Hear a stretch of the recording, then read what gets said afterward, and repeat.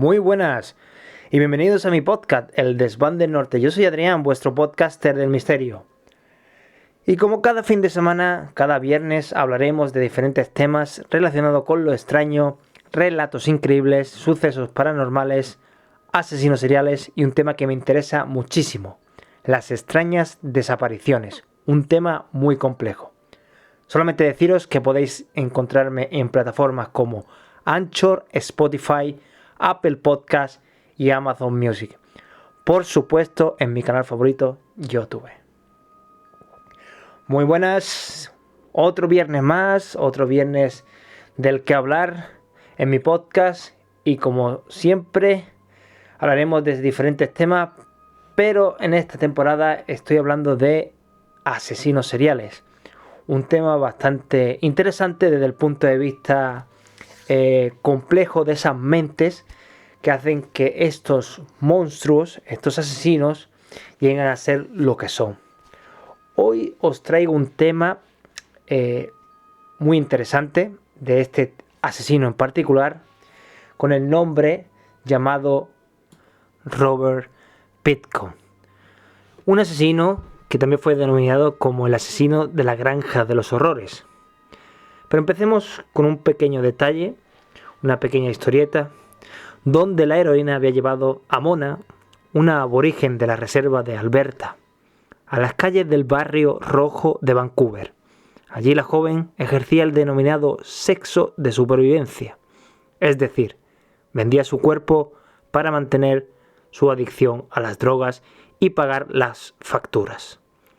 Uno de sus clientes se aprovechó de esa situación de vulnerabilidad para conseguir llevarla a su granja, donde supuestamente había montado una fiesta con todo tipo de estupefacientes. Pero al llegar, Mona se encontró con la muerte. Aquel granjero y criador de cerdos, educado y de apariencia tranquila, la violó con brutalidad para después estrangularla. Una vez muerta, descuartizó el cuerpo, lo trituró con una máquina de carne y utilizó los restos hechos picadillo para alimentar a los cochinos. Robert Pitkin, el descuartizador de Vancouver. Acaba de cobrarse su víctima número 49. Escalofriante, ¿verdad?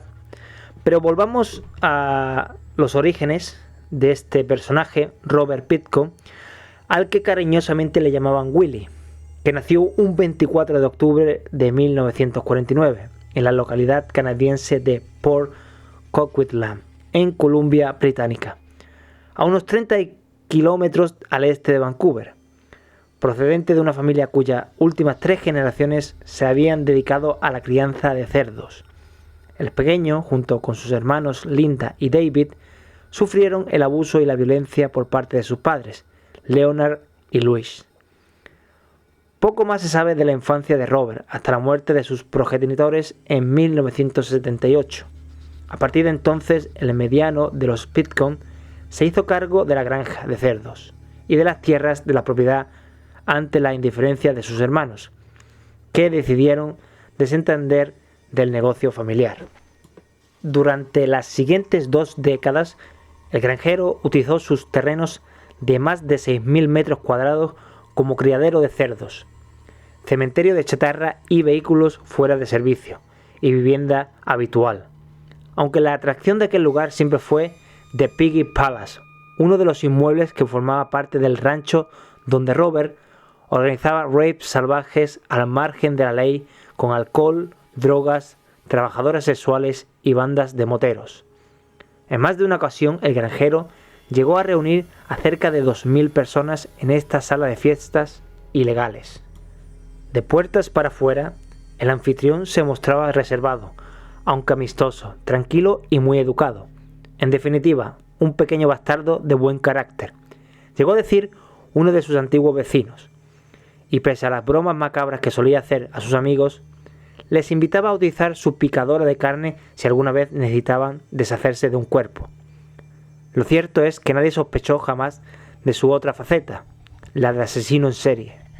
A lo largo de su carrera criminal, que se prolongó de 1978 a 2002, Robert utilizó el distrito Downtown Eastside, el llamado Barrio Rojo de Vancouver, donde se daban cita a prostitutas, proxenetas y adictos a la heroína, como el centro neurálgico donde captar futuras víctimas. Se trataba de mujeres jóvenes y politoxicómanas, de entre 19 y 46 años, sin lazos familiares y con problemas legales, cuya única salida era mantener relaciones sexuales a cambio de unos pocos dólares. El granjero se aprovechó de aquellas debilidades para atraerlas hasta su finca. Una vez allí, el afable criador de cerdos iniciaba su particular matanza. La metodología empleada en cada asesinato era muy dispar dependiendo de la víctima escogida. Algunas las estranguló con un trozo de alambre, a otras simplemente las apuñaló decenas de veces en todo el cuerpo e incluso mató a muchas de ellas de un disparo en la cabeza. Su modus operandi estaba precedido de una brutal agresión sexual en la que golpeaba y vejaba con diversos objetos sexuales a las mujeres.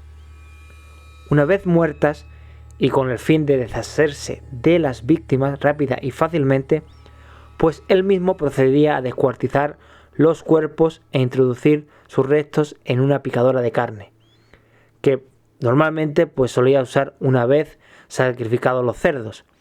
Para terminar, el asesino empleaba el picadillo humano como alimento para estos animales. De las 65 mujeres desaparecidas, la policía tan solo pudo encontrar pruebas y evidencias sobre 6 de ellas, aunque se sabe que posiblemente fueron muchísimas más. Aquí podíamos ver, por ejemplo, cómo su modus operandi era fácil para él y el poder eliminar todas esas pruebas que lo culparan como asesino en serie, ya que totalmente descuartizaba y depuraba literalmente a sus víctimas para luego dársela directamente de comer a sus cerdos, donde luego totalmente pues borraba todo tipo de pistas. Pasemos al Barrio Rojo, donde en 1997 pues más de una veintena de mujeres trabajadoras sexuales en Downtown, en Eastside, pues desaparecían sin dejar rastro, sin que las autoridades abrieran ningún tipo de investigación alguna. Y sobre todo también pese al esfuerzo de que familiares y amigos pues intentaban encontrarla de alguna manera. Todos estos casos, por supuesto, fueron denunciados y en su mayoría pues fueron todos ignorados. Ante esta ausencia de cadáveres y principalmente también por el prejuicio policial que hacían hacia estas mujeres con antecedentes de adicciones y falta de arraigo. Como siempre, la policía no le hacía mucho caso a las prostitutas y literalmente las desechaba como si fueran cualquier tipo de basura. Pero la prueba de ello fue cuando una superviviente del denominado Destripador de Vancouver, al cual también le apodaban, a Robert Pitcon, pues logró escapar de una muerte segura y poder pedir ayuda y denunciar a su agresor por intento de asesinato. Sin embargo, tras la detención e interrogatorio de Robert, los agentes dieron por válida la versión de este granjero y lo dejaron en libertad, aun cuando las lesiones que presentaba la mujer eran totalmente evidentes. El testimonio de la meretriz no le resultó convincente a causa de su dependencia a la heroína y los cargos contra Robert fueron desestimados por falta de pruebas. Aquí vemos otra vez la falta de empatía de la policía hacia estas prostitutas adictas a las drogas y a su trabajo como prostitutas. Finalmente, la policía se puso manos a la obra tras las quejas y el empeño de un grupo de aborígenes de Alberta que querían esclarecer las desapariciones de varios miembros de su comunidad. La investigación oficial se inició en septiembre del 98, pero los siguientes 4 años fueron infructuosos por la falta de pruebas y de cooperación de los proxenetas del Barrio Rojo, que no aportaron datos veraces sobre los posibles responsables. Mientras tanto, el asesino en serie seguía raptando y asesinando impunemente a estas mujeres sin que sus cuerpos pues no fueran hallados. El 5 de febrero de 2002, una orden del registro rutinaria por un delito de tenencia ilícita de armas llevó a la caza de Robert Pitcairn. Aquella mañana la policía llegó a la granja del destripador con un requerimiento más para inspeccionar la propiedad. No tardaron en encontrar armamento ilegal, así que procedieron a la detención del dueño y a precintar la zona. En el primer registro, los investigadores incautaron municiones de una pistola Magnum del calibre 357, gafas de visión nocturna, esposas y una jeringa junto a un frasco que decía afrodisíaco de mosca española, además de un inhalador para el asma con el nombre de Serena Abotsway, una de las desaparecidas. Horas después, Robert quedó en libertad. Imaginaos, volvió a quedar en libertad después de ver algunas de estas pruebas, aunque bajo vigilancia policial. Aún no habían cotejado el nombre que aparecía en el citado frasco, pero una vez obtenido el resultado, la policía montada de Canadá regresó a la granja y arrestó a Robert por el asesinato en primer grado de 2 mujeres, Serena Boswell, la del frasco de asma, y Mona Wilson. Una nueva inspección, esta vez mucho más rigurosa, y que entrañó la excavación de los terrenos de la finca con arqueólogos especializados durante más de un año, revelaría un macabro hallazgo: 2 grandes congeladores cubiertos con maquinaria pesada, en cuyo interior había bolsas de plástico que contenían 2 cabezas de mujeres cortadas verticalmente, así como restos de varios pies, manos y mandíbulas parciales. No hay cuerpos completos, se llegó a publicar en The New York Times. En la caravana ubicada en la granja también se encontraron dientes, documentos de identidad de varias mujeres, ropa, zapatos y efectos personales como, por ejemplo, una estampita perteneciente a Lori Ellis y una bolsa manchada de sangre de Serena Abotsway.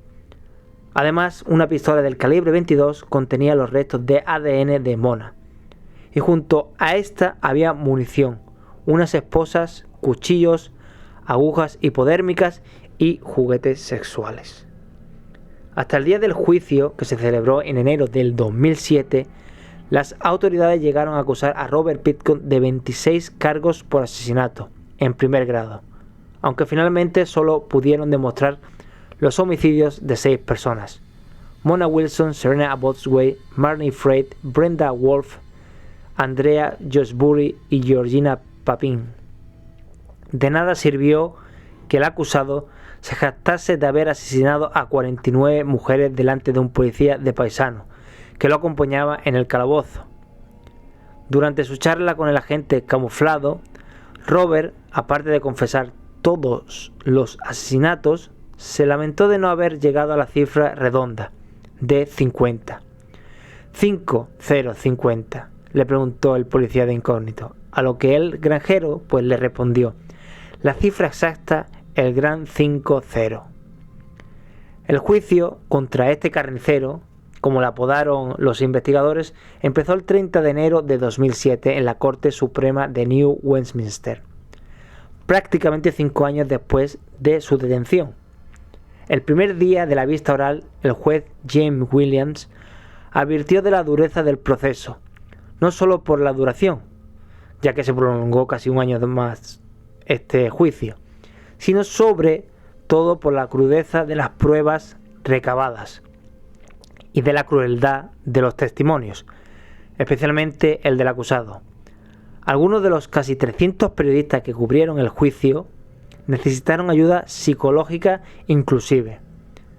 La muerte de esas 6 mujeres es la obra de un solo hombre, el acusado Robert William Pitcairn, afirmó el fiscal Geoff Baragar, e insistió en que la magnitud y la depravación de las circunstancias eran únicas, en especial porque no hay evidencia de remordimiento por parte del acusado. A la hora del juicio, Pitcairn se declaró inocente al inicio del litigio y permaneció impasible ante la ristra de testimonios y declaraciones que se escucharon en el estrado, donde le describieron como un asesino en serie. Entre tanto, el granjero se dedicó a garabatear y a tomar apuntes en un cuaderno azul. En diciembre de 2007, y tras una semana de deliberaciones, los miembros del jurado encontraron al acusado culpable de 6 cargos de asesinato en segundo grado, y no en primer grado como pedía la fiscalía. Según las leyes canadienses, el preso era condenado a cadena perpetua sin posibilidad de libertad condicional antes de 25 años. Durante la lectura del veredicto se vieron 2 escenas contrapuestas.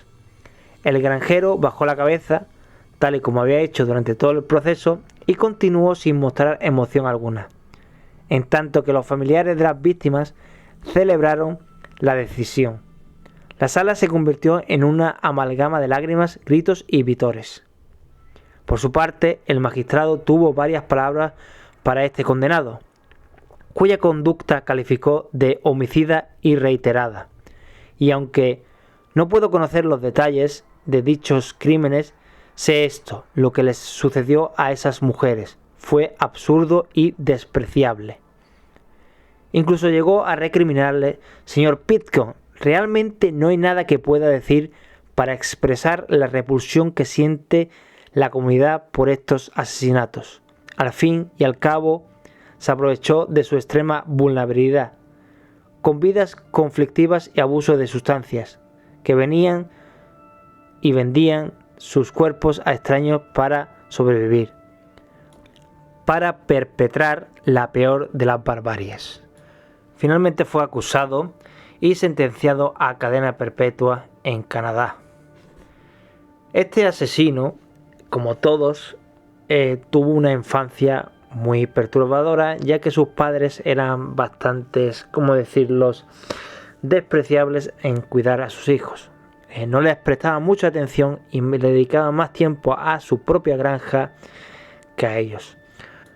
Por lo que se sabe, una vez que el padre, el patriarca, murió y sus hijos heredaron la granja, pues una de sus hermanas, ya que eran 3, la hermana fue inteligente y decidió pues vivir una vida nueva, se fue junto con sus tíos y dejar esa vida sucia de criar cerdos y vivir un poco mejor en cuanto a otro tipo de estilo de vida.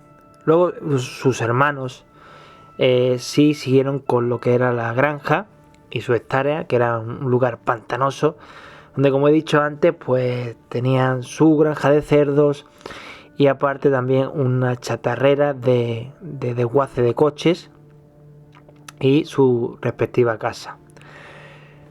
Realmente a ellos no le iba malamente con el negocio de cerdos, pero lo que hizo que este personaje, este asesino en serie, en su crianza como niño, viviera diferentes experiencias, en la cual, por ejemplo, en una de ellas, este niño, Robert, cuando era joven, con su dinero que tenía ahorrado, pues compró un pequeño becerro. Lo crió desde pequeño hasta una cierta edad, donde lo seguía y lo tenía como si fuera realmente una mascota, a la cual le llegó a tener muchísimo aprecio. Tanto cariño fue que realmente no quería luego pues venderlo o simplemente sacrificarlo como carnada o carne, ya que le tuvo muchísimo aprecio, ¿no? Mucho cariño.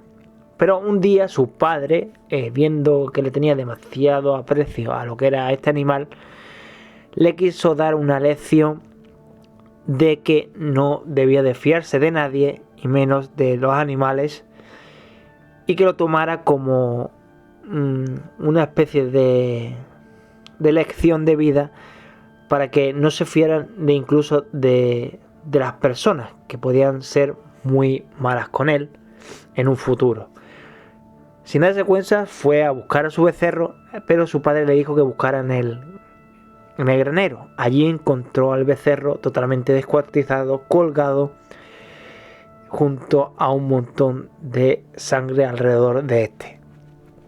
Creo que fue tal la impresión que se llevó Robert, que quedó totalmente traumatizado para siempre, y seguramente fue una base para que mentalmente quedara pues tocado al ver y sufrir ese shock del animal que él había criado y tanto aprecio le tenía. Eso era una de tantas de las cosas que este muchacho pues vivió en la granja, aparte del abuso de sus padres, ¿no?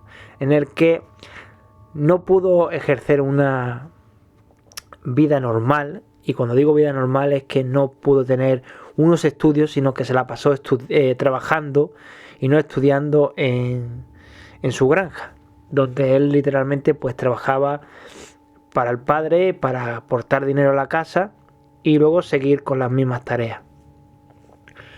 Luego utilizó el modus operandi que tenía, y aprovechándose del sistema, del cual en esa época, pues como iremos escuchando en muchos relatos, la policía no tenía en cuenta a estas mujeres que ejercían la prostitución como seres humanos, sino como auténticos desechos.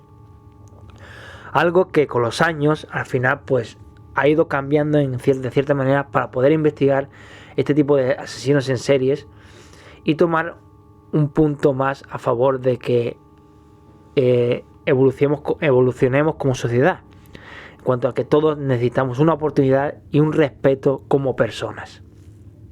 Pero sin pasarme del tema, este modus hizo que pues se aprovechara de poder secuestrar y abusar de estas a prostitutas o servidoras sexuales, de las cuales pues necesitaban de ciertas drogas para mantener ese mono o esa adicción que tenía hacia las drogas, y eran fáciles pues de atraer. Y claro, este hombre utilizaba y se aprovechaba de ese sistema de llevárselas a su granja y a partir de ahí ofrecerle dinero y ciertas sustancias para drogarse, lo cual era totalmente mentira, ya que luego pues su sistema era estrangularlas, violarlas y aprovecharse de ellas, y una vez acabando con sus vidas las descuartizaba y las molían para luego dárselas de comer a sus propios cerdos, porque no le daba abasto el poder enterrarlas a las demás víctimas o a las siguientes que vendrían, ya que su número, el cual tenía en su cabeza, era el de asesinar hasta 50 mujeres, si no es que podrían ser muchísimas más. Una forma de asesinar bastante brutal, ya que este hombre también celebraba unas fiestas tremendamente brutales, donde ocurrían auténticas barbaries como orgías y drogas y por supuesto los asesinatos que luego él cometería.